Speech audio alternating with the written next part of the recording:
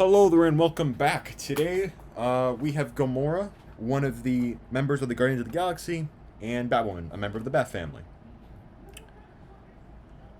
So, I'll just get straight into this. Again, they're both well established, especially, Gamora being famous because of the success of the Guardians of the franchise, or success of the Guardians of the Galaxy franchise within the MCU. And Batman, well, she just recently had a television series that's still, I think, continuing. It's going into season 2, of course, with with COVID. It's, of course, not in production, but, it already had its, I guess, first season air on television. Not to mention, she's been featured in numerous animated Batman films, or animated DC films in general. So, I'll just get straight into this. Intelligence. Based on what I've read, Kate Kane's a genius level intellect.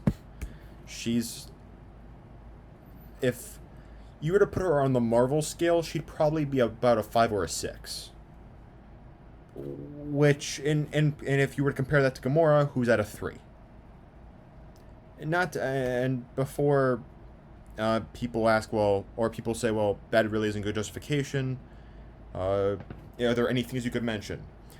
So, it's been stated that while attending West Point, she was between the 95th and 99th percentile of her class, which is, for most people, quite impossible to imagine, myself included.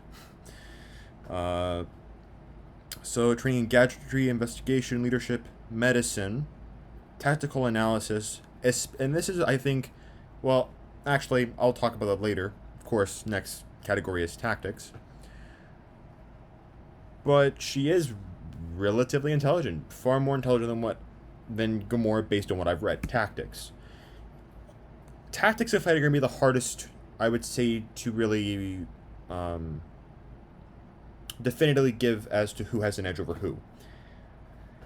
As for tactics, on Batwoman's side, she actually plotted a scheme to capture Batman, which was successful, which is, mind you, hard to do. That's probably amongst the hardest things to do in DC, at least, for humans, right?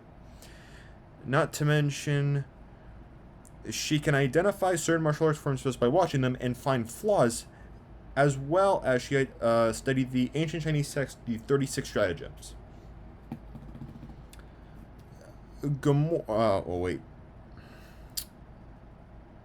And Gamora, as far as Gamora goes, she's an accomplished strategist. She's been widely considered one of, if not the greatest, both on and off the battlefield. She's able to formulate battle strategies, and her brilliant tactical sense allows her to alter any strategy to fit the changing need of the situation. Depends on what you find more impressive. For me, I'd give that to Batwoman. For me. But fighting, though, Batwoman mastered 14 martial arts, if I'm not mistaken. Gamora is said to be the most accomplished female assassin in the universe. I'd give her that. Strength, speed, and durability. For as far as physical characteristics go, like strength, speed, and durability, Gamora, from what I believe, is enhanced. Not to mention, she is technically an extraterrestrial. But her strength, or let's see, Thanos enhanced her physiology. That's, of course, something. Not to mention, her strength has been increased by, in addition to Thanos, Adam Warlock and the Black Vortex, as well as other things. So she clearly wins strength from that perspective. Speed. Due to the enhanced physiology that Thanos had given her, it grants her enhanced speed, and durability falls under the same thing. Healing. Gamora does have a regenerative healing factor. Now, invulnerability.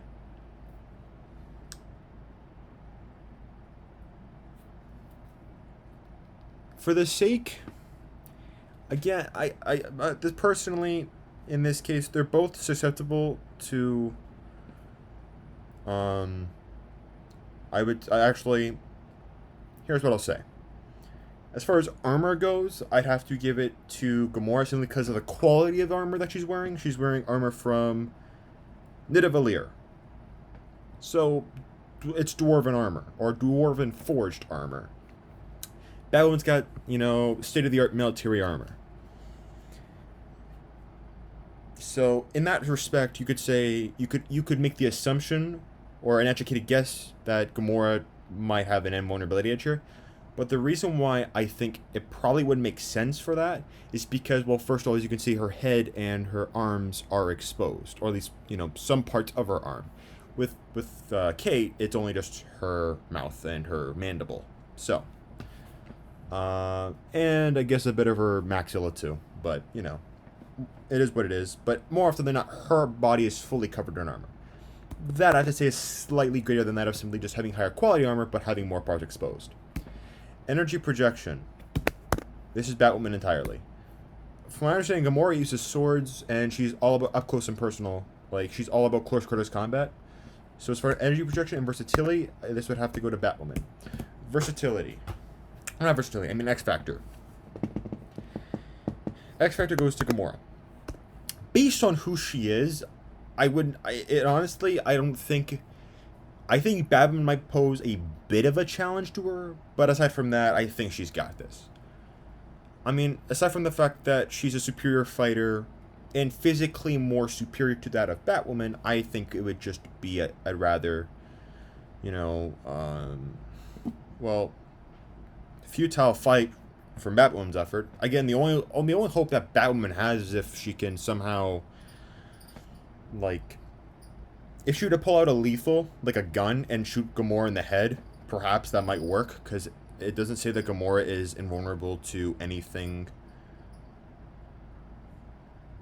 Well, it does say she has tissues that are a bit more resistant to injury than humans.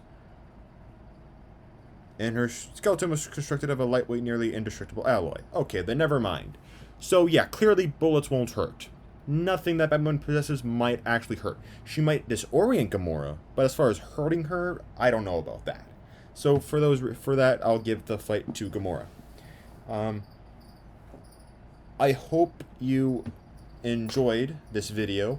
Thank you. I should say, you know, I hope you enjoyed this video. Thank you for watching. And again, please, if you like, subscribe, like, share the video, do what you want. And I hope you have a great day, and stay tuned for the upcoming fights.